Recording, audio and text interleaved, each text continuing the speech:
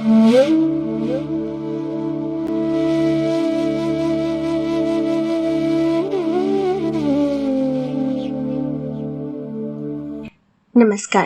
किताब-ए-बासी में आपका बहुत बहुत स्वागत है।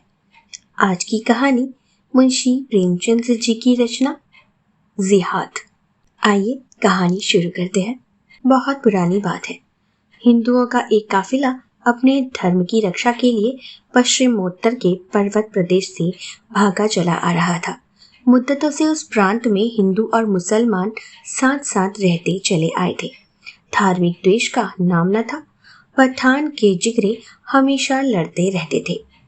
उनकी तलवारों पर कभी जंग न लगने पाता था। बात बात पर उनके दल संगठित हो जाते थे। शासन की कोई व्यवस्था न थी। हर एक जिरगे और कबीले की व्यवस्था अलग थी। आपस के झगड़ों को निपटाने का भी तलवार के सिवा और कोई साधन न था। जान का बदला जान था, खून का बदला खून। इस नियम में कोई अपवाद न था। यही उनका धर्म था, यही ईमान। मगर उस भीषण रक्तपात में भी हिंदू परिवार शांति से जीवन व्यतीत करते थे। पर एक महीने से देश की हालत बदल गई है। एक मुल्ला ने न जाने कहां से आकर अनपढ़ धर्मशून्य पठानों में धर्म का भाव जागृत कर दिया है। उसकी वाणी में कोई ऐसी मोहिनी है कि बूढ़े जवान स्त्री पुरुष सभी खींचे चले आते हैं। वह शेरों की तरह गरज कर कहता है, खुदा ने तुम्हें इसलिए पैदा किया है कि दुनिया को इस्लाम की रोशनी से रोशन कर दो, दुनिया से कुफ्र का नाम मिटा दो। एक काफिर के दिल को इस्लाम के उजाले से रोशनी कर देने का सवाब सारी उम्र के रोजे, नमाज और ज़कात से भी कहीं ज्यादा है। जन्नत की हूरें तुम्हारी बलाएं लेंगी और फरिश्ते तुम्हारे कदमों की खाक माथे पर मलेंगे। खुदा तुम्हारी पेशानी पर बोसे देगा। और सारी जनता यह आवाज सुनकर मजहब के नारों से मतवाली हो जाती। उसी धार्मिक उत्तेजना ने कुफ्र और इस्लाम का भेद उत्पन्न कर दिया है। प्रत्येक पठान जन्नत का सुख भोगने का अधीर हो उठा है। उन्हीं हिंदुओं पर जो सदियों से शांति के साथ रहते थे हमले होने लगे हैं। कहीं उनके मंदिर ढाए जाते हैं, कहीं उनके देवताओं को गालियां दी जाती हैं, कहीं उन्हें जबरदस्ती इस्लाम की दीक्षा दी जाती है। हिंदू संख्या में कम है, असंगठित हैं, बिखरे हुए हैं। इस नई परिस्थिति के लिए बिल्कुल तैयार नहीं। उनके हाथ पांव फूले हुए हैं। कितने ही तो अपनी जमा जथा छोड़कर भाग खड़े हुए। कुछ इस आंधी के शांत हो जाने का अवसर देख रहे हैं। यह काफिला भी उन्हीं भागने वालों में से था। दोपहर का समय था। आसमान से आग बरस रही थी। पहाड़ों से ज्वाला सी निकल रही थी। वृक्ष का कहीं नाम न था। ये लोग राज पथ से हटे हुए पेचीदा अघौट रास्तों से चले आ रहे थे। पग पग पर पकड़ लिए जाने का खटका लगा हुआ था। यहाँ तक कि भूख, प्यास और ताप से विकल होकर अंत को लोग एक उभरी हुई शिला की छाह में विश्राम करने लगे। सहसा कुछ दूर पर एक कुआं नजर आया। वहीं डेरे डाल दिए गए। भय लगा हुआ था कि जिहादियों का कोई दल पीछे से न आ रहा हो। दो युवकों ने बंदूक भरकर कंधे पर रखी और चारों तरफ गश्त लगाने लगे। बूढ़े कंबल बिछाकर कमर सीधी करने लगे। स्त्रियां बालकों को गोद से उतारकर माथे का पसीना पोंछने और बिखरे हुए केशों को संभालने लगी। सभी के चेहरे मुरझाए हुए थे। सभी चिंता और भय से त्रस्त हो रहे थे। यहाँ तक कि बच्चे जोर से न रोते थे। दोनों युवकों में एक लंबा गठीला रूपवान है। उसकी आंखों से अभिमान की रेखाएं से निकल रही हैं। मानो वह अपने सामने किसी की हकीकत नहीं समझता। मानो उसकी एक एक कद पर आकाश के देवता जय घोष कर रहे हैं। दूसरा कद का दुबला पतला रूपहीन सा आदमी है, जिसके चेहरे से दीनता झलक रही है। मानो उसके लिए संसार में कोई आशा नहीं। मानो वह दीपक की भांति रो रो कर जीवन व्यतीत करने के लिए ही बनाया गया है। उसका नाम धर्मदास है। इसका खजानचंद। धर्मदास ने बंदूक को जमीन पर टिकाकर एक चट्टान पर बैठते हुए कहा, तुमने अपने लिए क्या सोचा? कोई लाख सवा लाख की संपत्ति रही होगी तुम्हारी। खजानचंद ने उदासीन भाव से उत्तर दिया, लाख सवा लाख की तो नहीं, हाँ 50-60 हजार तो नकद ही थे। तो अब क्या करोगे? जो कुछ सिर पर आएगा झेलूंगा। रावलपिंडी में 2-4 संबंधी हैं, शायद कुछ मदद करें। तुमने क्या सोचा है? अरे मुझे क्या गम, अपने दोनों हाथ अपने साथ हैं। वहां इन्हीं का सहारा था, आगे भी इन्हीं का सहारा है। आज और कुशल से बीत जाए तो फिर कोई भय नहीं। मैं तो मना कर रहा हूं कि एकाध शिकार मिल जाए, 1 दर्जन भी आ जाए तो भून कर रख दूं। इतने में चट्टानों के नीचे से एक युवती हाथ में लोटा डोर लिए निकली और सामने कुएं की ओर चली। प्रभात की सुनहरी मधुर अरुणिमा मूर्तिमान हो गई थी। दोनों युवक उसकी ओर बढ़े, लेकिन खजानचंद 2-4 कदम आगे चलकर रुक गया। धर्मदास ने युवती के हाथ से लोटा डोर ले लिया और खजानचंद की ओर सगर्व नेत्रों से ताकता हुआ कुएं की ओर चला। खजानचंद ने फिर बंदूक संभाली और अपनी झेप मिटाने के लिए आकाश की ओर ताकने लगा। इसी तरह कितनी ही बार धर्मदास के हाथों पराजित हो चुका था। शायद उसे इसका अभ्यास हो गया था। अब इसमें लेश मात्र भी संदेह न था कि श्यामा का प्रेम पात्रा धर्मदास है। खजानचंद की सारी संपत्ति धर्मदास के रूप वैभव के आगे तुच्छ थी। परोक्ष ही नहीं, प्रत्यक्ष रूप से भी श्यामा कई बार खजानचंद को हताश कर चुकी थी, पर वह अभागा निराश होकर भी न जाने क्यों उस पर प्राण देता था। तीनों एक ही बस्ती में रहने वाले थे। श्यामा के माता पिता पहले ही मर चुके थे। उसकी बुआ ने उसका पालन पोषण किया था। अब भी वह बुआ के ही साथ रहा करती थी। उसकी अभिलाषा थी कि खजानचंद उसका दामाद हो, श्यामा सुख से रहे और उसे भी जीवन के अंतिम दिनों के लिए कुछ सहारा हो जाए। लेकिन श्यामा धर्मदास पर रीझी हुई थी। उसे क्या खबर थी कि जिस व्यक्ति को वह पैरों से ठुकरा रही है वही उसका एकमात्र अवलंब है। खजानचंद ही वृद्धा का मुनीम, खजांची, कारिंदा सब कुछ था, और यह जानते हुए भी श्यामा उसे जीवन में नहीं मिल सकती। उसके धन का यह उपयोग न होता तो वह शायद अब तक उसे लुटाकर फकीर हो जाता। धर्मदास पानी लेकर लौट रहा था कि उसे पश्चिम की ओर से कई आदमी घोड़ों पर सवार आते दिखाई दिए। जरा और समीप आने पर मालूम हुआ कि कुल 5 आदमी हैं। उनकी बंदूक की नलियां धूप में साफ चमक रही थी। धर्मदास पानी लिए हुए दौड़ा कि कहीं रास्ते में सवार उसे न पकड़ ले, लेकिन कंधे पर बंदूक और एक हाथ में लोटा डोर लिए वह बहुत तेज न दौड़ सकता था। फासला 200 गज से कम न था। रास्ते में पत्थरों के ढेर टूटे फूटे पड़े थे। भय होता था कि कहीं ठोकर न लग जाए, कहीं पैर न फिसल जाए। इधर सवार प्रति क्षण समीप होते जाते थे। अरबी घोड़ों से उसका मुकाबला ही क्या। उस पर मंजिलों का धावा हुआ। मुश्किल से 50 कदम रह गया होगा कि सवार उसके सिर तक आ पहुंचे और तुरंत ही उसे घेर लिया। धर्मदास बड़ा साहसी था, पर मृत्यु को सामने खड़ी देखकर उसकी आंखों में अंधेरा छा गया। उसके हाथ से बंदूक छूटकर गिर पड़ी। 5 उसी के गांव के महसूदी पठान थे। एक पठान ने कहा, उड़ा दो सिर मरदूद का, दगाबाज काफिर। दूसरा, नहीं नहीं ठहरो, अगर यह इस वक्त भी इस्लाम कबूल कर ले तो हम इसे माफ कर सकते हैं। क्यों धर्मदास, तुम्हें इस दगा की क्या सजा दी जाए? हमने तुम्हें रात भर का वक्त फैसला करने के लिए दिया था, मगर तुम इसी वक्त जहन्नुम पहुंचा दिए जाओगे। लेकिन हम तुम्हें फिर मौका देते हैं। यह आखिरी मौका है। अगर तुमने अब भी इस्लाम कबूल न किया तो तुम्हें दिन की रोशनी देखने नसीब ना होगी। धर्मदास ने हिचकिचाते हुए कहा, जिस बात को अक्ल नहीं मानती उसे कैसे? पहले सवार ने आवेश में आकर कहा, मजहब को अक्ल से कोई वास्ता नहीं।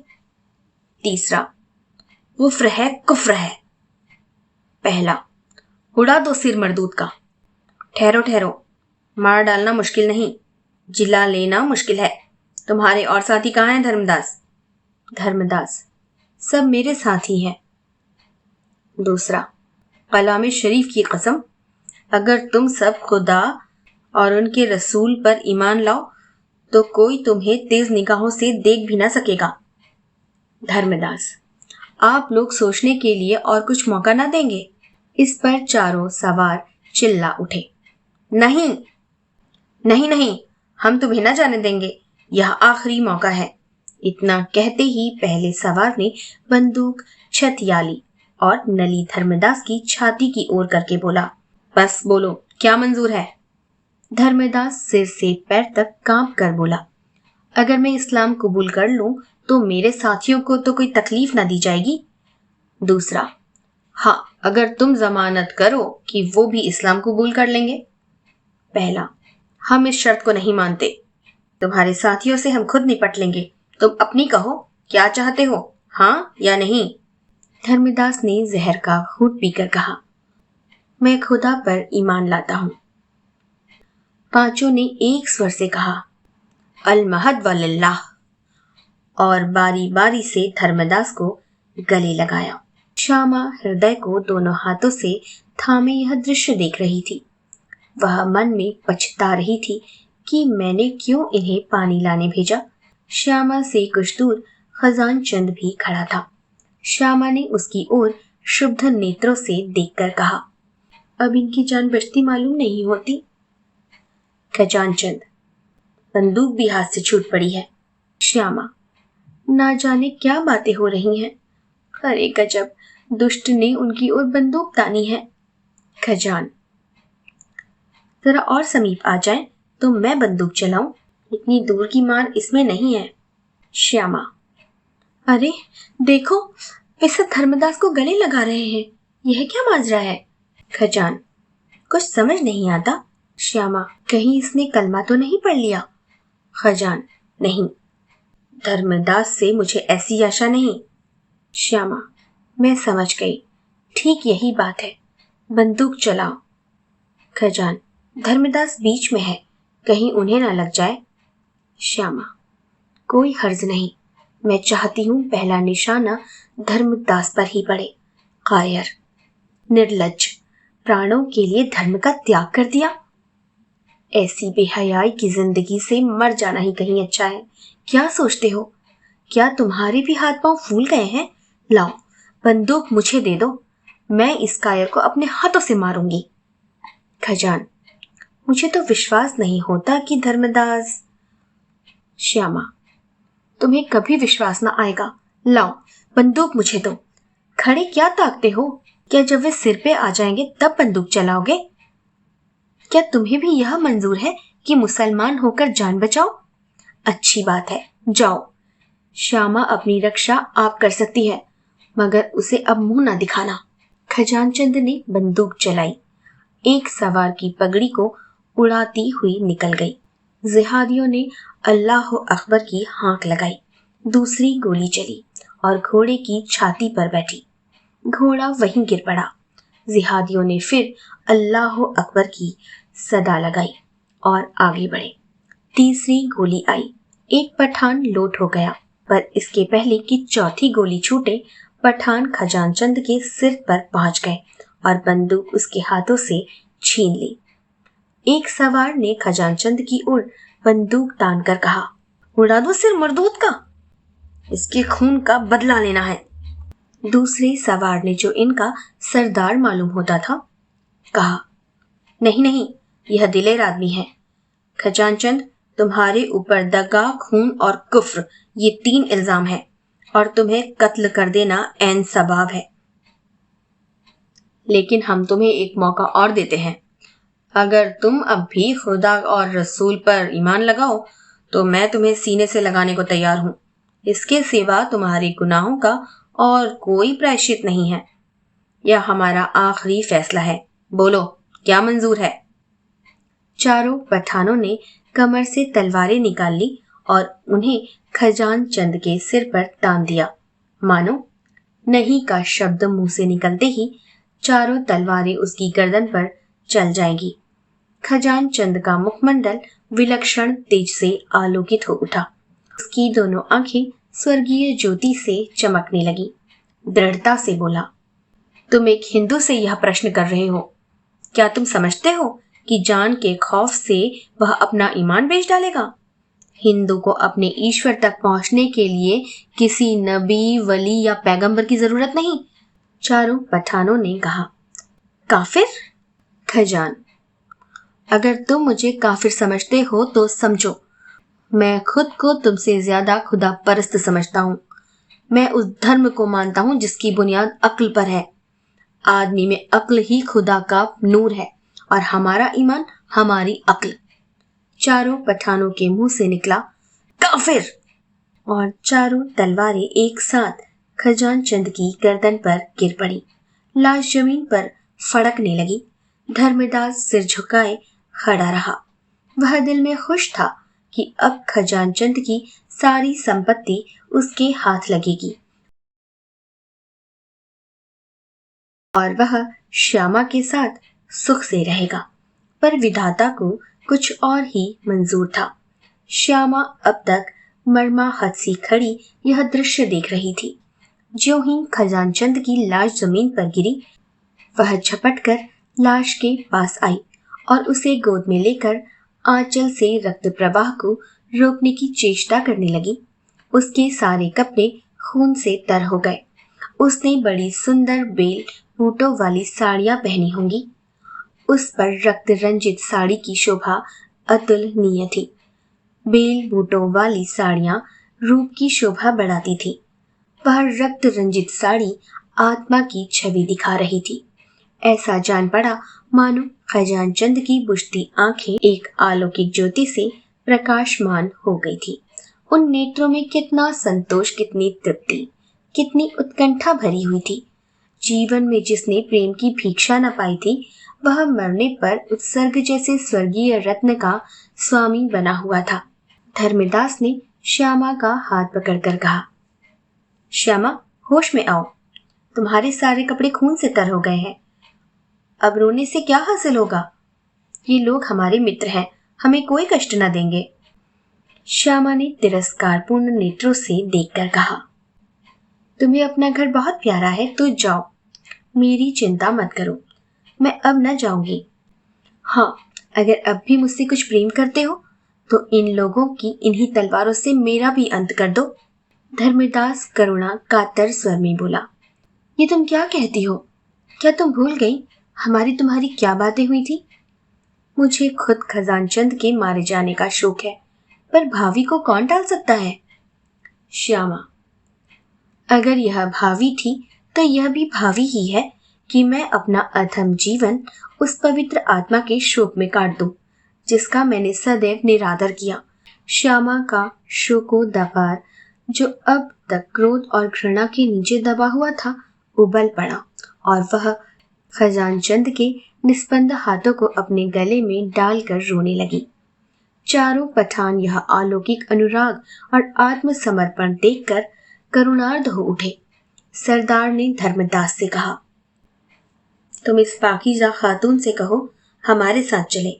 हमारी जाति से इसे कोई तकलीफ ना होगी।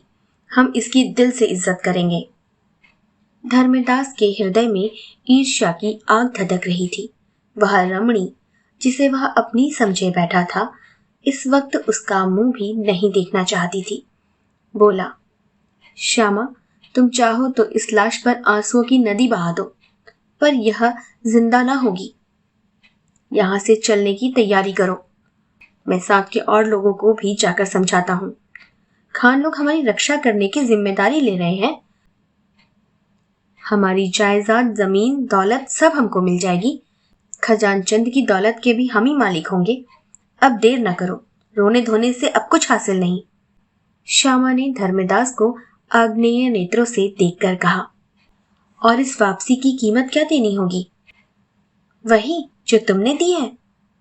धर्मदास वह व्यंग न समझ सका। बोला, मैंने तो कोई कीमत नहीं दी, मेरे पास था ही क्या? श्यामा, ऐसा न कहो। तुम्हारे पास वह खजाना था जो तुम्हें आज कई लाख वर्ष हुए ऋषियों ने प्रदान किया था, जिसकी रक्षा रघु और मनु, राम और कृष्ण, बुद्ध और शंकर, शिवाजी और गोविंद सिंह जी ने की थी। उस अमूल्य भंडार को आज तुमने तुच्छ प्राणों के लिए खो दिया। इन पांवों पर लौटना तुम्हें मुबारक हो, तुम शौक से जाओ। जिन तलवारों ने वीर खजान चंद के जीवन का अंत किया, उन्होंने मेरे प्रेम का भी फैसला कर दिया है।